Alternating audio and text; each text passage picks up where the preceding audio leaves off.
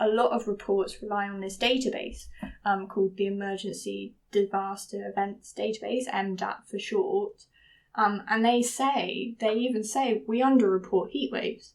We don't report all the impacts of heat waves. But then you'll read a UN report, and at the end, somewhere in an appendix, it will say, just by letting you know that all of these figures might be underreported because we used MDAT.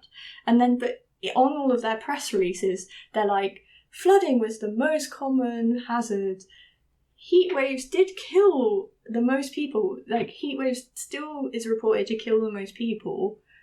So if they were all the deaths reported, I don't want to know how many people they actually had died. Like, there was a paper that suggested that a third of all climate deaths were because of heat waves.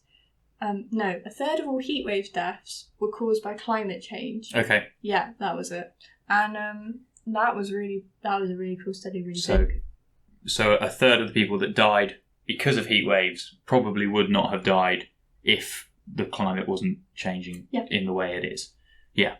So I just want to make that. Yeah, that's clear. very clear. Sorry. There's so many cool papers on this area.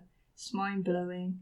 Like, there was this paper that said that showed different hazards and how they were increasing, and this all feeds into my work, and how it was increasing different hazards. And it was incredible because heat waves, it was showing the little variable x-axis. It was like 10-fold to 30-fold, and all the other hazards were 1-fold to like 4-fold. So it's like 10 times as much.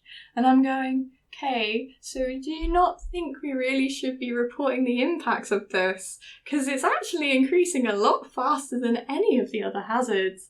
So it makes sense to be like tangibly to me, that's quite powerful with someone who's making policy changes, because you can see it's a lot faster than all of the other ones. It's having the most impact in a drastic way. Like with COVID, we had lots of people die. It's kind of similarly, well, it's not the same rate, of course, because they're different, but you know, we're having that with heat waves. We're having these impacts.